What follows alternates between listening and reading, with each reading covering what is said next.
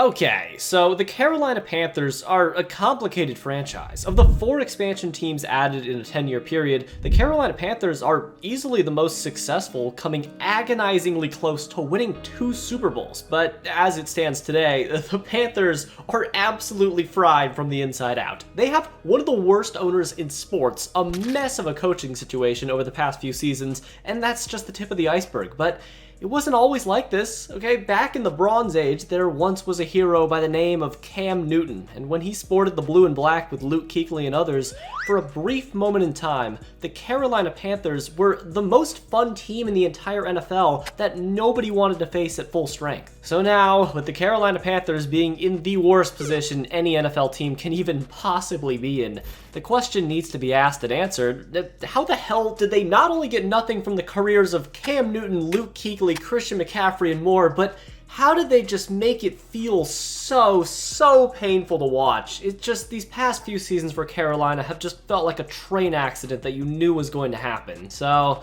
forgive me, Panthers fans. I'm not gonna lie to you. This one's gonna sting, and honestly, you might want to consider changing fan bases until the bad man is gone. As I said, the Carolina Panthers were once, dare I say, a model franchise. In just their second year of existence, led by the punishing Hall of Fame linebacker duo of Sam Mills and Kevin Green, rest in peace to both of them, the Panthers had a magical season going 12-4 and ending the Dallas Cowboys dynasty as well. And just 7 years later, after a pretty short rebuilding phase, if the worst kickoff in the history of the NFL didn't happen, they might have won a Super Bowl versus the Big Tom. But then, pretty much immediately after that, the Panthers found themselves teetering between fringe contention and complete irrelevancy, unless their cheerleaders were making headlines, until the 2010 season finally came along. Before 2010, the Panthers decided to cut their longtime quarterback Jake Delhomme, which absolutely wrecked the guy, but it was a necessary sacrifice for a much greater power, and that power came in the 2010 NFL Draft, where the Carolina Panthers would draft their quarterback of the future, the one, the only, Jimmy Clausen. Jimmy had it all. The hair, he was good in Madden from time to time, at least, but in reality, Jimmy Clausen was quite possibly the worst starting quarterback we've seen in 15 years. Joining a Panthers team that had D'Angelo Williams, Jonathan Stewart, and Steve Smith, they were loaded. But even all that talent wasn't enough to stop Clausen from captaining the SS can that was the 2010 Panthers into the least touchdowns scored in a season, and the second least points per game scored in a year by any team since 2010. So after that disturbing experience, Jimmy Clausen's public execution was held until a new warrior would take his place. Luckily, 2011 was one of the best draft classes of all time, and it could have been even better too if Andrew Luck maybe, didn't possibly stay in college to avoid the Panthers, but whatever. The big question now was which quarterback should go first overall, and I guess it really was anybody's guess. Jesus Christ, man. This Sports Illustrated cover is nuts in hindsight. Jake Locker, Blaine Gabbert, or Cam Newton, but even though Cam seemed like the clear-cut move to anyone with half of a frontal lobe, literally up until the last possible second, the Panthers front office, led by general manager Marty Hurney, who will die and come back from the dead later on in this video, were deciding between Auburn's Cam Newton or Alabama's Marcel Darius, and hopefully none of the other quarterbacks were on the board. And because the Panthers won 2 whole games, as you do, the Carolina Panthers held the first overall pick and drafted the laptop security enthusiast Cam Newton. But just one selection later, the Denver Broncos would grab Von Miller, and although he won't matter for a while, these two guys' careers would be forever intertwined, and now the NFL had its own Superman versus Lex Luthor matchup. Anyways, Jimmy Clausen out, Cam Newton in, and along with the Newton also came the first building blocks to this new Panthers era, with the hiring of former Bears linebacker in the 80s Ron Rivera, as well as a trade for Chicago tight end Greg Olsen, only giving up a 3rd round pick. Average Chicago Bears trade. So with that, the 2011 season gave Panthers fans hope, and hope is all they could really ask for on paper, because this team was still a sad sack of sizzling ass. I mean, the Panthers defense was so fucking terrible in 2011, smart people who made some cool advanced analytics had the Panthers' total DVOA score at 14.6, the worst in their franchise's history at that point. And for reference on how impressively terrible that was, the 2011 49ers, a team that I just covered, by the way, in a video, had a score of negative 16.1 this season. You literally could add a negative sign to the Panthers' score, and it still wouldn't be enough to come close to being better than the Niners. But before we continue, it's time to talk to you about this video's sponsor, Fume. So, bad habits are all something that we have, but, strive to break. And Fume, an award-winning flavored air device, is here to help. And what it is a device that draws flavored air to your mouth. And Fume contains no batteries too, or no nicotine, so it's not addictive in any way. And it also has a ton of flavors to choose from that are on the screen right here, and I personally recently tried the orange vanilla one that came in my journey pack, and I gotta say, it was pretty good. But also, something that I found super nice with the Fume is the actual device itself is just really nice to toy around with, and you can fidget with it like you would with a pencil. But the Fume also has magnets all around it that are in place specifically to help calm anxiety, which I think is just a great addition overall. So if all of that sounds good to you, go to tryfume.com/TubFrog or scan the QR code that's been on the screen here to use code TubFrog to get your free Fume base for a limited time when you order the Journey Pack, which contains your choice of 3 flavor packs, a cleaner, and your choice of a Fume device. So once again, that is tryfum.com and use code TubFrog to get your free Fume when you order the Journey Pack. But anyways, let's get back to the video. So yeah, the team was terrible, but Cam Newton was anything but. In his first game, he famously went for 422 yards, and then followed that up with another monster 432-yard performance.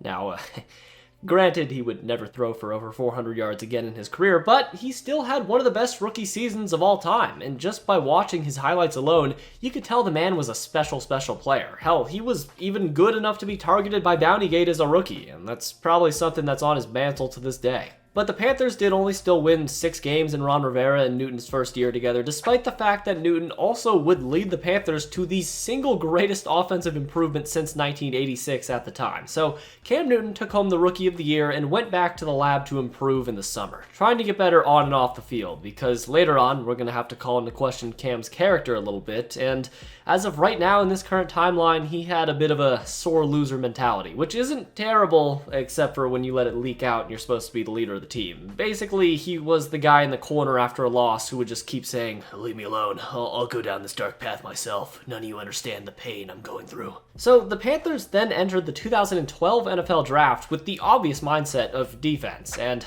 sweet God, did they get what they asked for, as with the 9th overall selection, they took linebacker prospect Luke Kuechly, and the man wasn't even at the draft. Luke just said, "You know what, I don't need to feel the sheer girth of old Roger's thick vertebrae. Instead, I'm just gonna go play wiffle ball with my family and let the chips fall where they may." And instantly, the Panthers knew that they got themselves an all-time great. And also, he won't matter until we get into some fight cutscenes later on, but in the 5th round, the Panthers drafted cornerback Josh Norman as well, and until we mention him again, just know he's going to be fighting for even a roster spot during this entire time. 2012 would unfortunately be much of the same. A season-ending Achilles injury to linebacker John Beeson would greatly hurt the defense overall, but it did allow Luke Kuechly to shine in a position that he probably wouldn't have been able to play in with a healthy Beeson, as he gained the respect of fellow linebacker Thomas Davis in the process. But the Panthers through week 11 were 2-8, and the wildest part about these Carolina Panthers, Ron Rivera's Carolina Panthers, was that they were just so conservative, not even eclipsing double-digit 4th down attempts on the entire season. That is less than 1 attempt per game. It was still just a mess on the field for the most part. Cam Newton clearly didn't trust the coaching, especially offensive coordinator Rob Chudzinski, and maybe ownership didn't trust Ron Rivera either. 2 years in, and the guy didn't really have anything close to a winning record, so would anyone really have been surprised if they told Ron to go sleep with the fishes? I mean, probably not, but instead, Panthers owner Jerry Richardson used the scare tactic, firing general manager Marty Herney after he successfully got the Panthers in cap hell and told Ron Rivera, "You got one chance, but if you fuck this thing up for 1 more year, I swear to God that's it. But for now, you need to get it done, Ron." At this point, Ron Rivera knew he had one more shot, one more opportunity to be the Panthers head coach for the long term, so he decided to gather all the information he could to try and improve, taking the team leaders out for a nice spaghetti dinner or something, and effectively just let his players lay into him, which in the long run really helped Rivera become more of a player's coach and a trustable guy his players would want to go to battle for, because he actually cares about them as people, something I wish other coaches could have done better.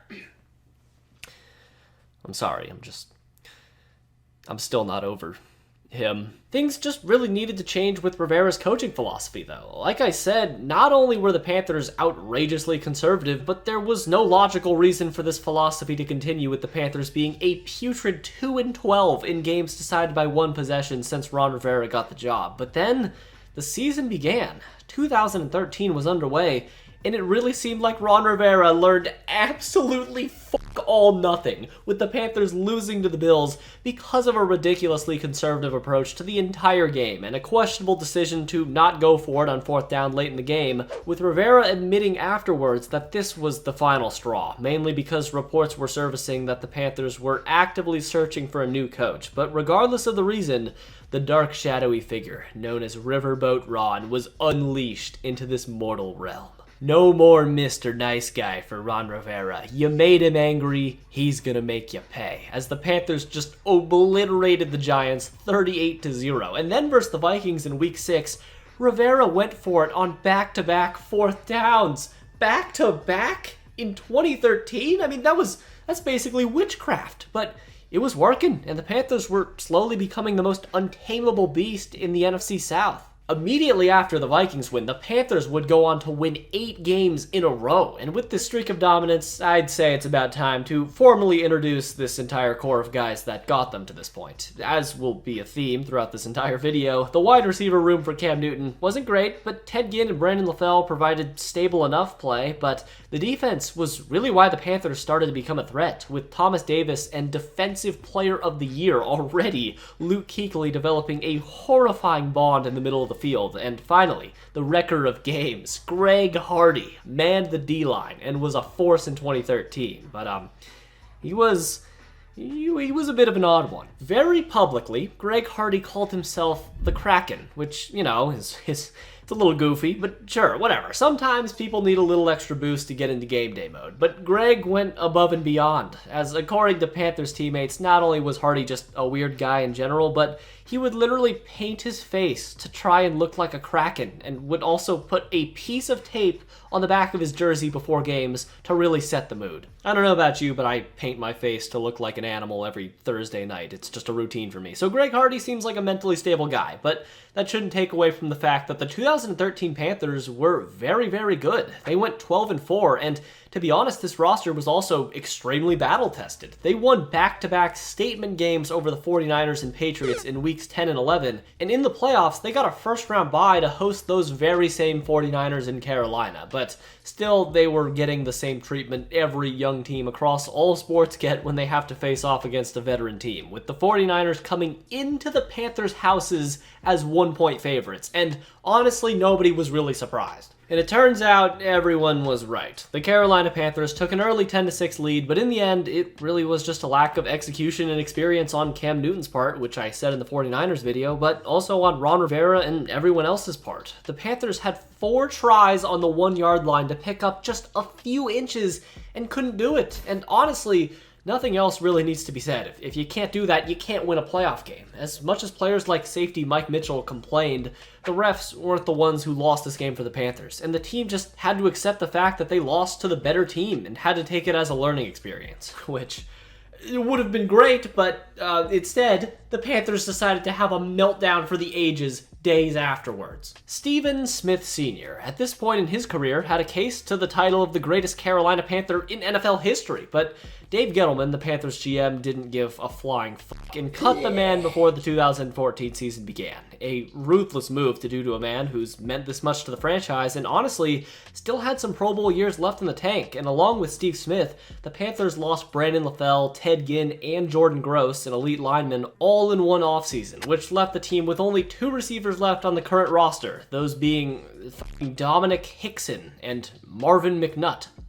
Yeah, those are actually real people. Luckily, the Panthers at least tried to improve their receiving core by drafting Kelvin Benjamin, then signing Jericho Cotchery. And although it was a tumultuous offseason, everything didn't go completely nuclear yet, because after week 1, remember that Greg Hardy guy I was talking about? A guy that was top 5 in sacks in the last 2 years and was basically the entire Panthers pass rush? Well, he beat the hell out of his girlfriend. allegedly. Very few things go together like NFL players and domestic violence, as I keep having to say in these videos, and Greg Hardy is no exception. Luckily though, the situation could have been a whole lot worse for the Panthers from a financial standpoint, because they almost signed Greg Hardy to a massive contract last summer, but instead they elected to go for the franchise tag. Now, this whole situation was also extremely heavily publicized, but Greg Hardy wasn't even suspended. Instead, it was a team decision to wait for the case to be resolved, and because of the Adrian Peterson and Ray Rice situations happening during this time, the Panthers just didn't think the media attention was worth the risk. So alright, just like that, the Panthers lost their most important pass rusher, but Cam and company had the Panthers playing respectable football at least, and in Week 7 they had a matchup in Lambeau Field versus a Super Bowl contending Green Bay Packers squad.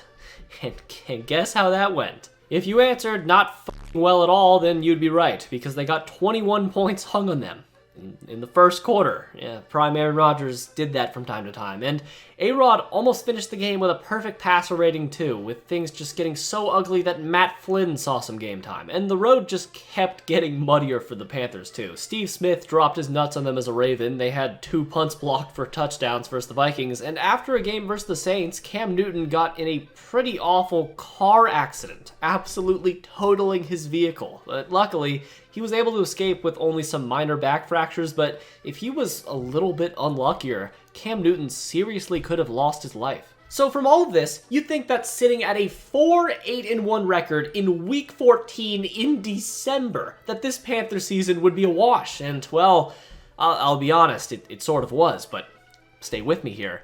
The Panthers finished the season with 7 wins and made the playoffs. According to Secret Base, from weeks 3 through 13, the Carolina Panthers had the lowest point differential out of any team in the entire NFC, at around negative 130. And for reference on what that even means, that score of negative 130 is the exact same as the 2023 Patriots from last year, a team that was quarterbacked by Mac Jones and Bailey Zappi. And once again, don't forget that Cam Newton got caught in a blazing car crash, which meant that Derek Anderson had to come in and start 2 games, both of which were wins against Tampa Bay, which led to him getting the nickname Buckfucker.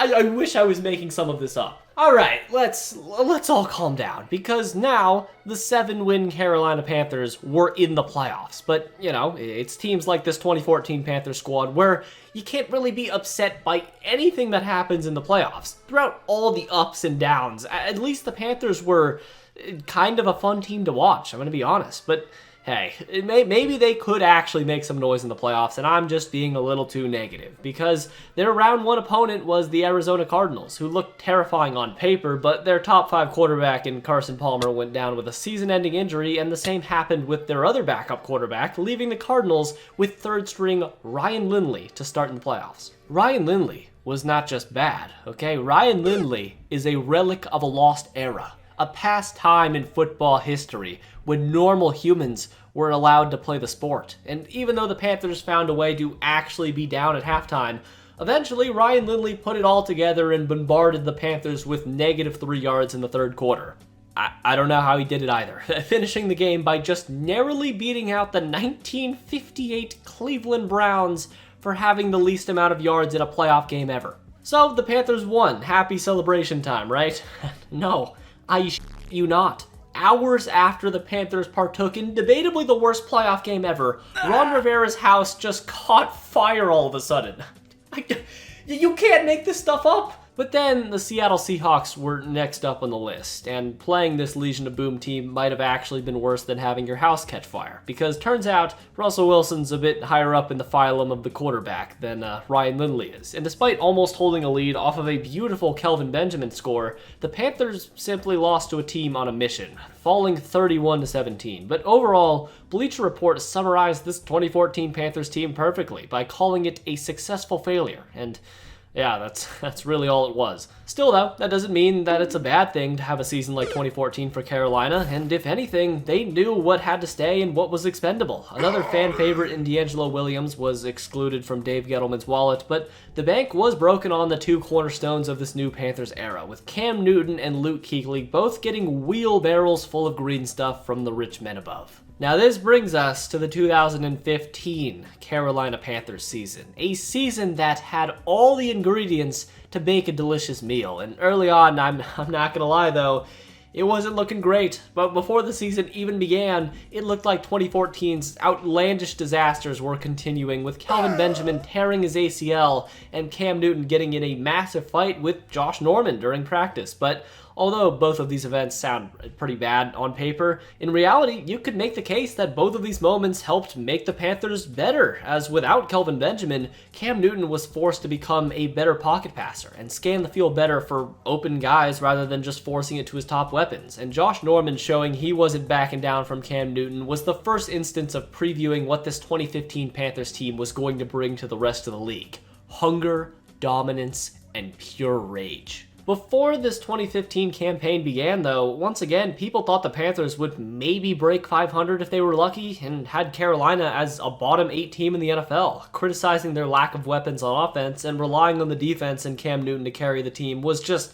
it wasn't going to be enough. But, well, it turns out it was enough. And although people expected their defense to be great, I mean, they did have Luke Kuechly, but they also had a little-known cornerback named Josh Norman, who began to have a breakout season. He's been with Carolina since 2012, like I said before, but finally he got his chance, and fueled by, I don't know, his little tussle with Cam Newton, Josh Norman had 4 interceptions through the first 4 games of the season, something that was really needed with Luke Kuechly being injured for a lot of those games, and if he somehow kept that pace up, he would have broke the record for most picks in a season. But in those 4 weeks, although the Panthers were 4-0, they only beat a single team that would go on to have a winning record. And that team was Ryan Mallett's Houston Texans. Rest in peace as well. However, all the doubters were about to get exactly what they wanted, with the Carolina Panthers' next couple of games surely revealing their true character, as they would go on to face the Seattle Seahawks, the Green Bay Packers, the Philadelphia Eagles, and the Indianapolis Colts. 3 teams with championship dreams, and well,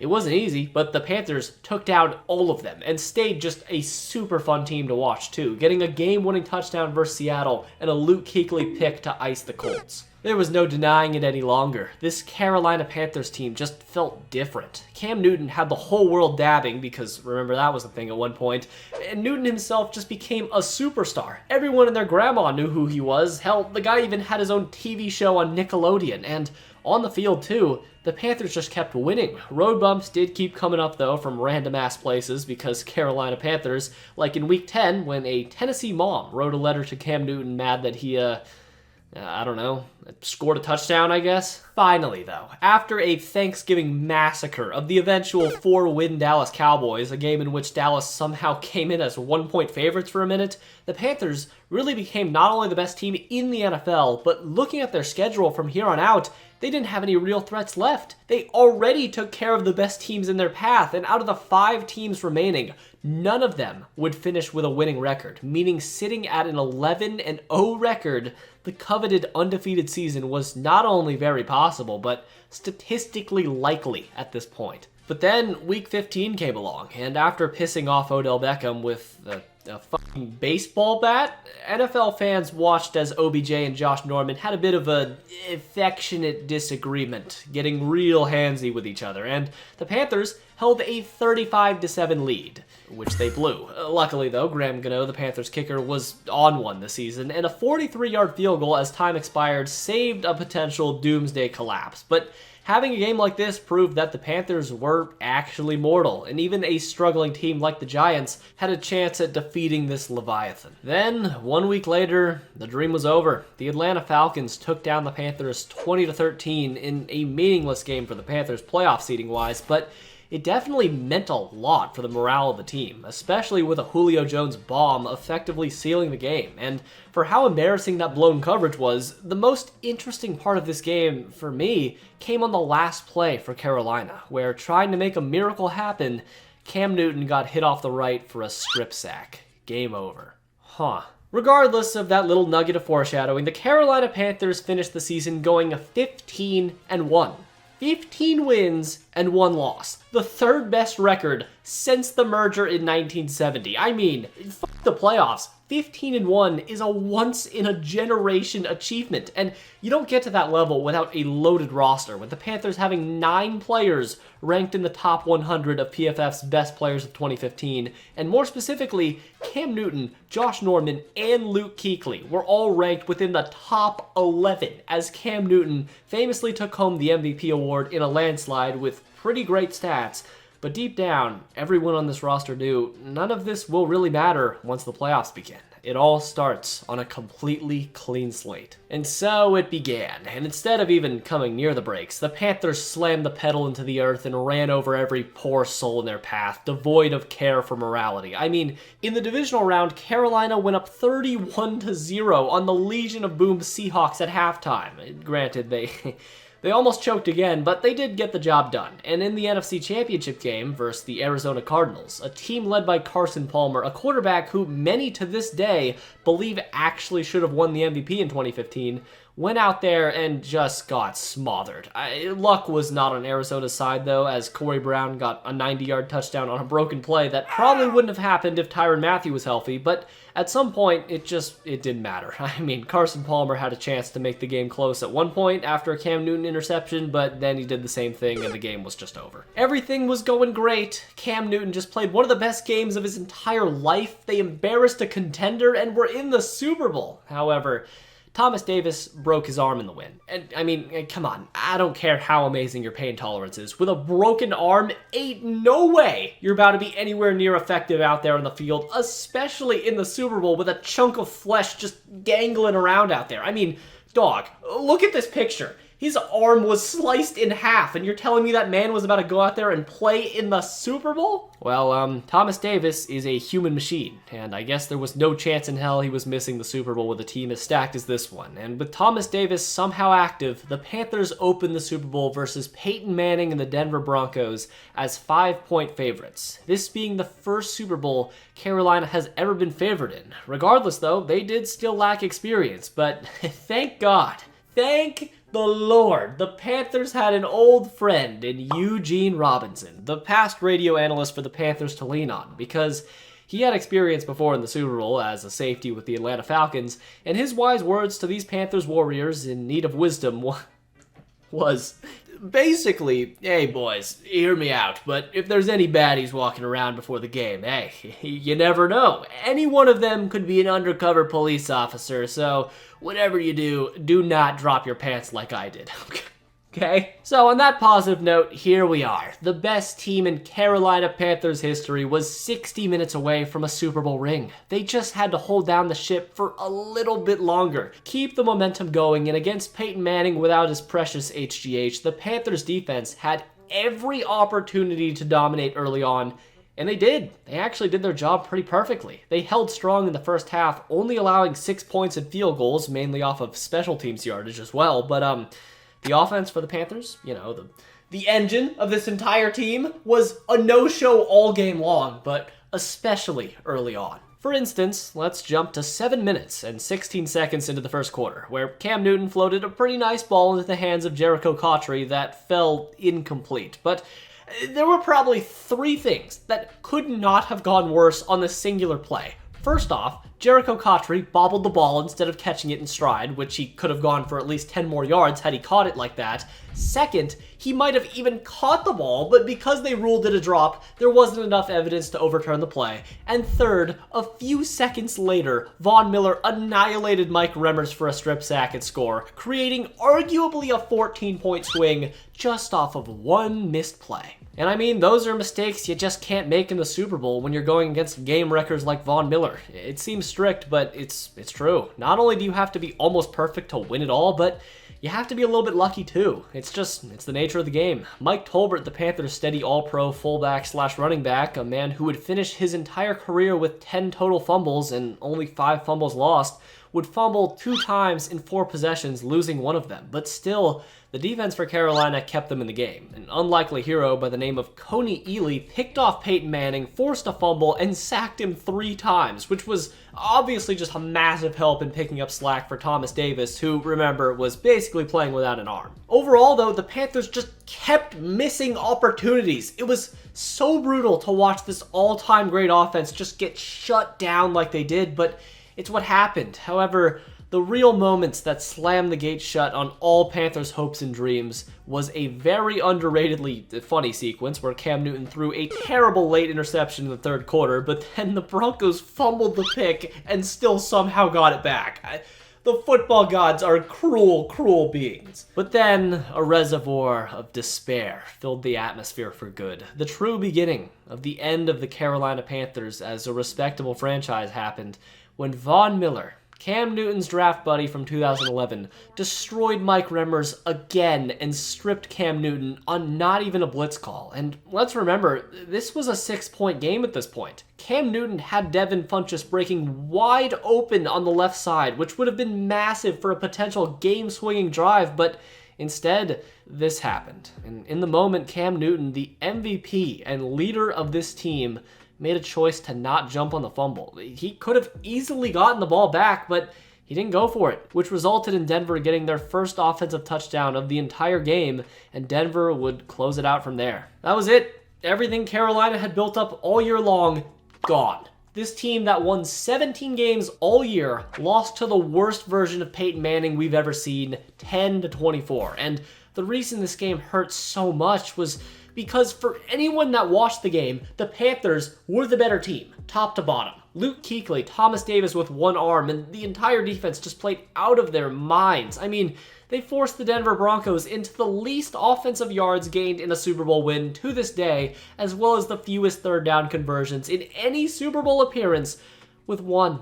They converted on 3rd down once and won the Super Bowl. And with the Panthers' defeat, it seemed as if every ounce of swagger this team had, which was so clearly a massive part of this team's dominance, just went away with the wind. Cam Newton, the dabbing sensation, always smiling and making jokes, was put under the spotlight of scrutiny after the Super Bowl because not only did he just play like shit, going 18 for 41, only 265 yards and a pick, but he was seen being a little overly dramatic on the sideline during the game, refused to jump on that fumble, and after the game, he walked out on his own press conference when he heard probably Broncos players doing a little bit of trolling. Still, although all of this looks pretty bad, I can't say I can blame the guy for being pissed off. I mean, Von Miller and Wade Phillips' defense was just on a mythic difficulty level this game. Somehow managing to sack Cam Newton 6 times and pressure him on 50% of his throws. 50%, that is stupid. And before Patrick Mahomes and Matt Ryan came around, that was the most pressure any quarterback has faced since 2006. So, I mean, the reason I'm doing this is, do you see why it's hard to play the blame game with this team? Mike Remmers also surrendered 3 sacks, including 2 strip sacks, as well as 7 additional pressures, but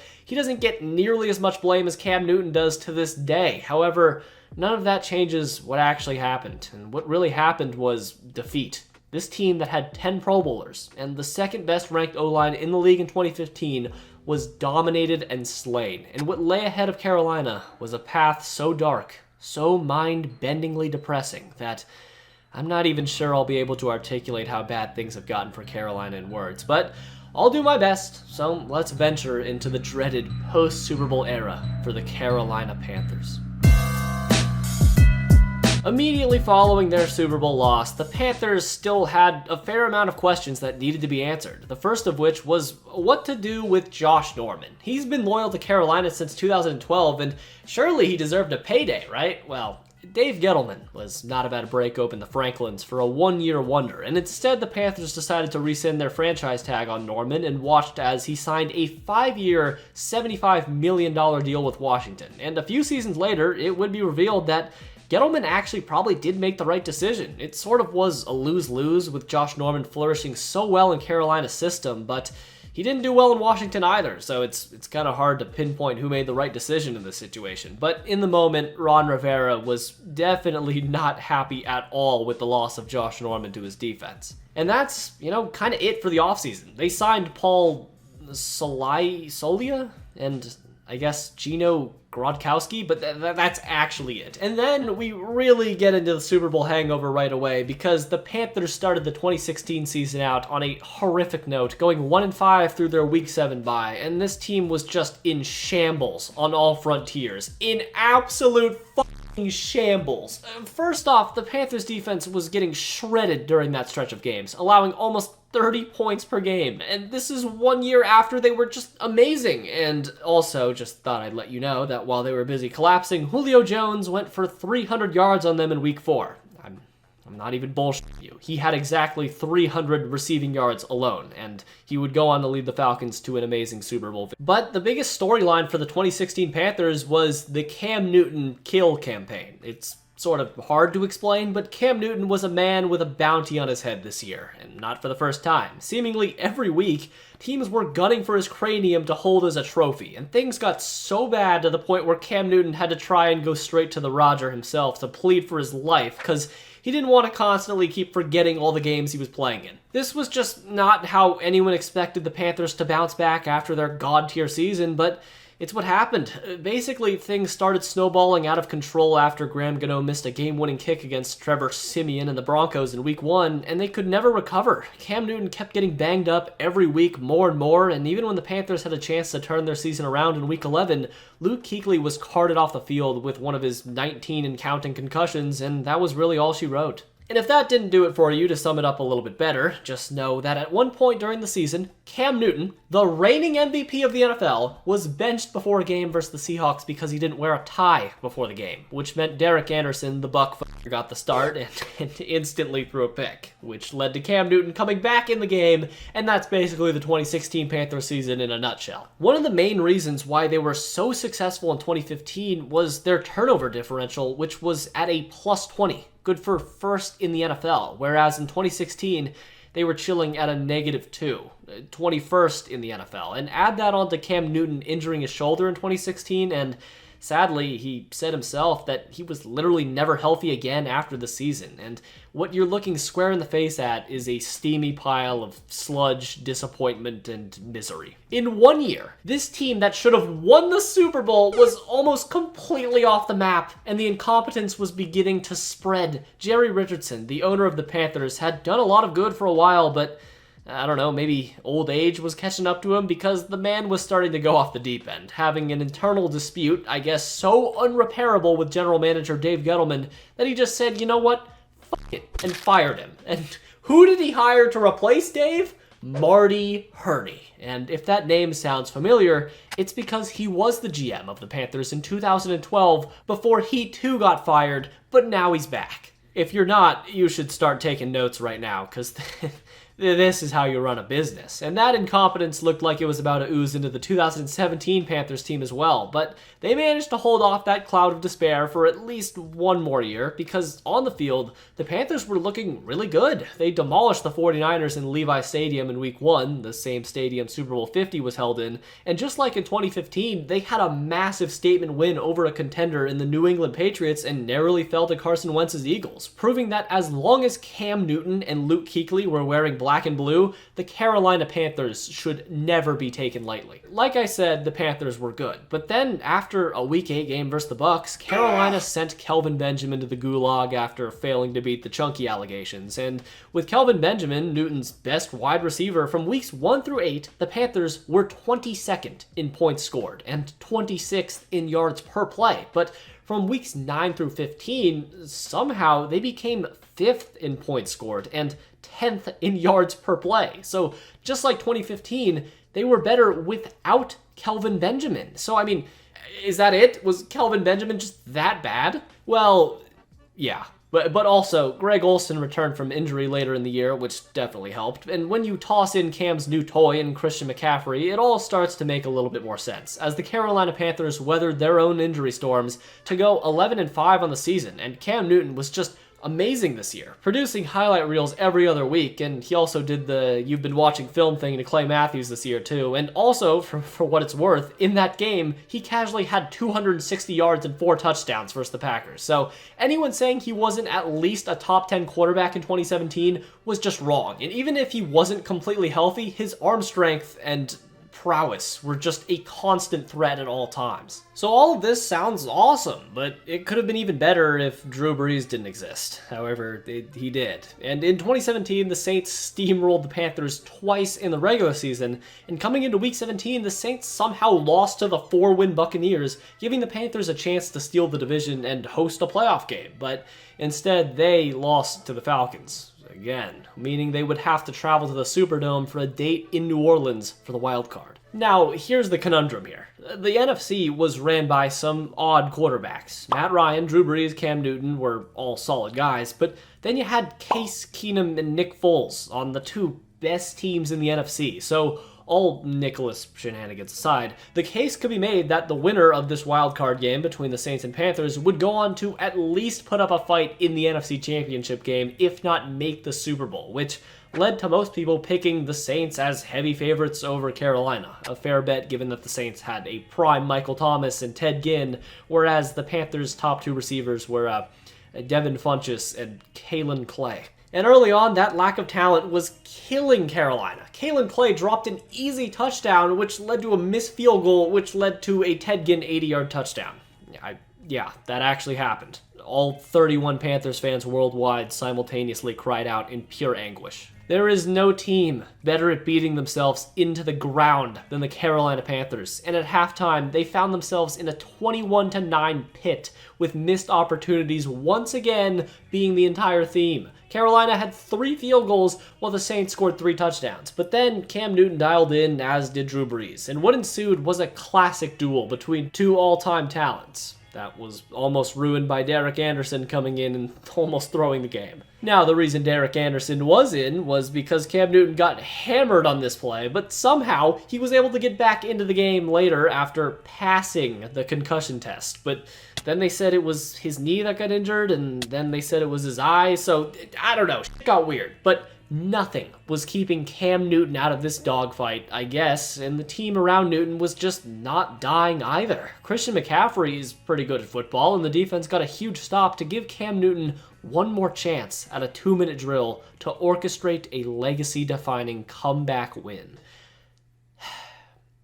Right away, Cam Newton almost threw a pick, got an intentional grounding, Devin Funchess dropped the ball, and then Cam gets sacked. Game over, season over, future cooked. The Panthers then watched as we all got blessed with a Case Keenum versus Nick Foles battle royale in the NFC Championship game, as they fell to the Saints 26-31, once again just barely losing a massive playoff game. But now it's time, my brothers and sisters. We gather on this very day for a funeral of a once proud-ish organization that started to descend into madness once it was put in the hands of a man, and that man's name is David Tepper.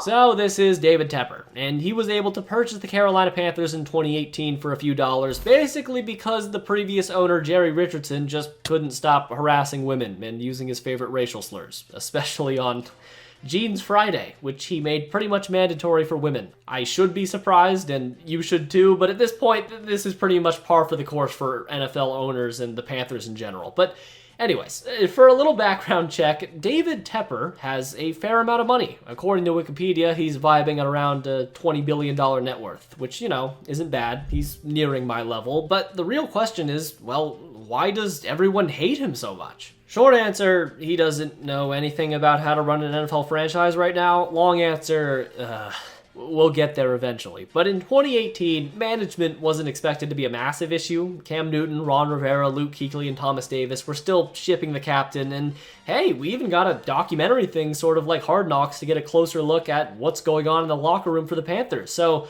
surely Carolina will be good this year, right? They were not good this year. Apparently, the bounty had still yet to be collected on Cam Newton's head because, once again, the man was taking brutal hits one after the other, playing through the injuries anyways. And this season was probably the last chance the Panthers had to win anything with their 2015 core, but it was pretty much just snatched away from them. With the acquisition of DJ Moore in the draft, Cam Newton had the best offense he's ever had in his life. And when he's given good players, he's an amazing quarterback again. And the NFL was introduced to a terrifying amalgamation of 2015 Cam and prime Phillip Rivers, because the way this man was raw dogging everything was incredible this year. Everyone thought 2015 Cam was his ceiling in terms of talent, but I will die on this mound of earth that Cam Newton was at his absolute peak performance early in 2018. Yes, the athleticism wasn't as amazing as it was in 2015, but he was really just sharper, making quicker decisions, and was flourishing in this Norv Turner offense. It's like asking whether you prefer 2018 LeBron or 2013 LeBron. Brains or athleticism is really the question here, because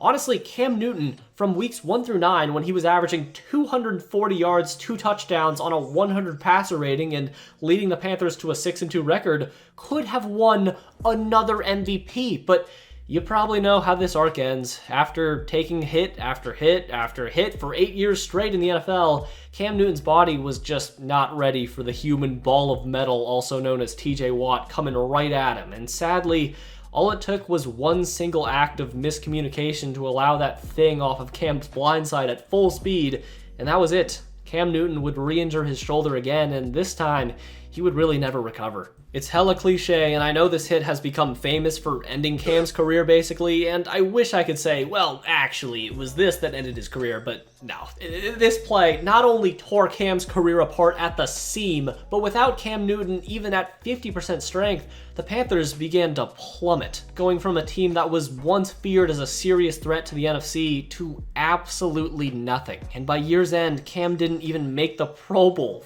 Mitchell Trubisky was playing better than him, and the Panthers finished their first season under David Tepper going 7-9, with many more losing seasons to come. Slowly but surely, what remained from the 2015 team was rotting from within. Cam Newton was cooked as anything resembling a solid quarterback at the age of 30, and only played in 2 games in 2019 before being shut down for the year, and then Tepper pulled the trigger on Riverboat Ron, sitting at a 5-7 record with somehow a chance to make the playoffs with Kyle Allen starting at quarterback. Ron Rivera was fired, and in his place, the Panthers promoted defensive backs coach Perry Fowell, who went 0-4, capping off an 8-game losing streak to close out the season. So that was it. Greg Olsen and Cam Newton left after the 2019 failure, leaving linebackers Luke Kuechly and Shaq Thompson as pretty much the last pieces standing. Oh shit. Luke August Kuechly, one of the best football players us sports consumers has ever had the grace to gander at. He was a perfect player, never caused drama, studied harder than everyone, worked harder, was stronger, faster, more passionate, and just better than whoever he played against, and in a league that had a prime Aaron Donald and JJ Watt in it. Nobody would blame you if you thought Luke Kuechly was the best defensive player in football, and all those reasons are why Luke Kuechly's abrupt retirement just hurts so badly, man. He prioritized his health and felt like it was time to leave, and I know it's selfish, but man, I wanted to see him on a contender for like 1 or 2 more seasons, but it is what it is. This is how it feels to be a Carolina Panthers fan. Just nothing happy going on in your life. And just like that, the best linebacker of the 2010s decade was retired, and now it was officially time for a new era. Darkness encircled the Panthers facility as this hollow husk of a Panther got stuffed, had its spirit yanked out, and in its place, it was filled with nothing but cold, hard cash. Matt Rule is now the head coach of the Carolina Panthers. Matt Rule, at the time, was an extremely sought-after coaching prospect, so much so that David Tepper outbid pretty much everyone else to give Matt no other chance but to come take the job at Carolina, and so David Tepper leveraged his greatest power, his wealth to his advantage, and brought in Matt Rule as the Panthers' 5th ever head coach officially hired. So, okay, Matt Rule, this big-time college head coach, was here. This could actually work, and he even said he was super excited to work alongside Cam Newton. But I guess Tepper forgot to CC Matt on the email where he said Cam Newton will not be back next year because the Panthers signed Teddy Bridgewater to a 3-year, $63 million deal, then gave Cam Newton permission to seek a trade that he did not ask for whatsoever. Fantastic. Yes, this is how you treat your players and staff, with class. And What's so funny to me about this whole situation is Teddy Bridgewater is probably the worst player they could have ever signed. Not because he's that bad, but because he's so mid. In 2021, Trevor Lawrence was the top prize in the draft, but because Teddy was just barely good enough, the Panthers didn't lose more than 14 games, even with Christian McCaffrey dealing with shoulder and thigh injuries that ended his season and my fantasy season after just 3 games played. So year number 1 under Matt Rule was a massive failure, as the team went 5-11, and so far he really just looked out of his element coaching. But maybe a lot of that was just growing pains, and with a healthy CMC as well as the youth from the 2019 and 20 drafts in Derek Brown and Brian Burns continuing to develop, maybe the 2021 Panthers could be something, especially since they traded away Bridgewater after 1 year and almost gave up nothing for Sam Darnold, a guy that was taken 3rd overall in 2018, which, was a pretty good investment. It was another reasonable gamble, but once again, it didn't work out. Darnold and the Panthers started out hot, but then his play began to devolve quickly, and a cracked scapula injury had the Panthers in need of another quarterback, so they signed Cam Newton? Wait, what? Let me get this straight. They told Cam Newton to fuck off, cut him, signed Bridgewater, traded him away, traded for Darnold, and now they brought him back? Why? I didn't know fan service was the thing in the NFL, but shit, here we are. Cam Newton did his I'm back thing, which was cool for like 2 minutes, but nobody really cared a week later because Cam Newton was still just a shell of a failed homunculus clone of himself, and the season continued to unravel with more injuries to Christian McCaffrey and extremely unhealthy sequences for the locker room, like Cam Newton throwing a game-losing pick versus Buffalo only for Matt Rule to call him out in a press conference. For what it's worth, I don't think Matt Rule was a terrible guy. I don't think he had like a mandatory female jeans Friday policy in place, but hey, I could be wrong, but after another 5-win campaign in 2021, Rule had already overstayed his welcome. Tepper knew he missed the mark completely on his first head coaching hire, and Rule was fired after a 1-4 start in 2022. But here's where it gets odd. A few days after Rule got fired, the Panthers tossed Christian McCaffrey away to the 49ers for some late-round picks, so you'd think with the Panthers just gifting their best player in the roster away for pennies, it would only be logical for them to play worse. But instead, with interim head coach Steve Wilks, the Panthers finished the season under his leadership with a 6-6 record, going 7-10 on the season. And David Tepper had to make a decision to stick with Wilks or go in another direction. And I gotta say, as someone with a lot of experience seeing interim head coaches do their thing recently, if your players are vouching for the interim guy, you should probably just go ahead and hire them. And luckily for Steve, his players seemed to like him, so he had a good shot at getting the job full-time. David Tepper and other decision makers in this process had other plans, though.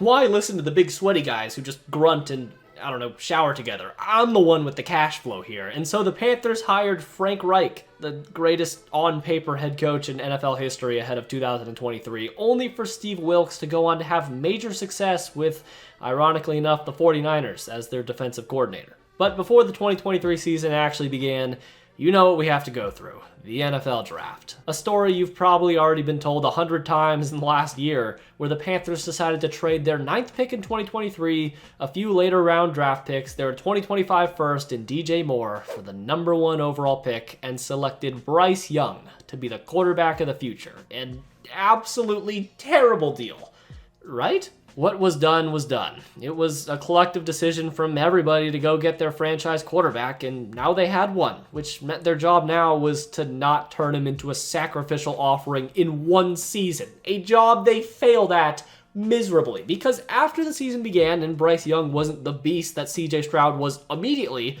everyone in the Panthers front office basically looked at each other and went, hey, all I'm saying is I wanted CJ Stroud, okay? This guy wanted Bryce Young. He's the moron, not me. And now we went down this rabbit hole of already tossing Bryce Young to the side like he's just this awful football player, and people were saying, did Frank Reich want CJ Stroud and David Tepper overruled him? And it was a disaster. And none of it really had any basis whatsoever. So can we just accept that the pick was pretty obvious at the time? Everyone had Bryce Young as the top quarterback prospect, and they just missed on the pick because it turns out CJ Stroud was a better player. There's nothing more to it. Anyways, as you know, 2023 was a minefield of shit for the Panthers, and they ran through the whole thing blindfolded. 1 week, Frank Reich is basically telling Tepper to shut the hell up and let him do his job. The other, Tepper's tossing drinks on people, throwing pissy fits while the Panthers refuse to trade Brian Burns for 2 first-round picks, only to trade him later in the offseason for a 2nd and a 5th.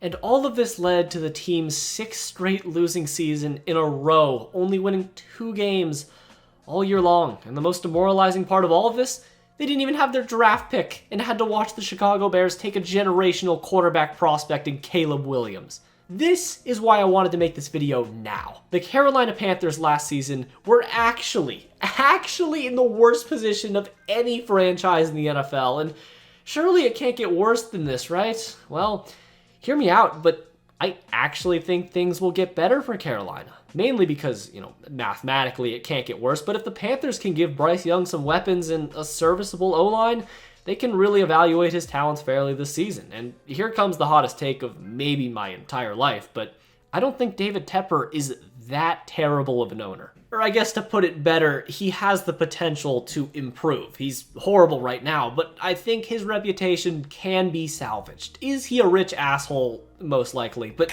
at least he's trying to build a winning team. Matt Rule had his chance and failed. It could have worked out, but it didn't. Frank Reich had his shot and couldn't do it either, and although him going around and groping people isn't a great look, Tepper does care about this football team, and maybe in time he'll learn to be a little bit more hands-off, with recent moves actually suggesting that he is working towards this. He worked alongside a consulting firm to hire head coach Dave Canales and GM Dan Morgan, the same firm that works with 3 other NFL teams publicly in the 49ers, Rams, and Eagles, all teams that have made it to the last 3 Super Bowls. All the Panthers need to do is really just hit on one coach and one GM. They have pieces on defense to some extent, and in 2 or 3 years' time, the Carolina Panthers could be a somewhat respectable team again, but that's in the distant future, because they're still fucked right now. Do not get it twisted. And for all the copium I'm huffing right now, as well as for any Panthers fans agreeing with me, we both know deep down you're just putting on a mask with a smile on it for your future, because behind that disguise is a feeling of anguish of what could have been.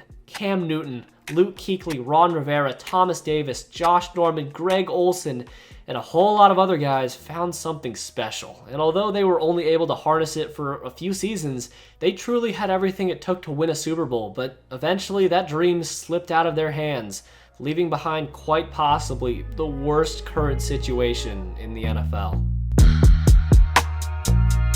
Anyways, thanks again to Fume for sponsoring this video, and if you like this video, then watch this video that I just did on the San Francisco 49ers and their issues. It's pretty good, trust me. And also subscribe if you did like this video, and thanks to all my patrons for pledging $1. It truly does mean a lot. But anyways, until next time.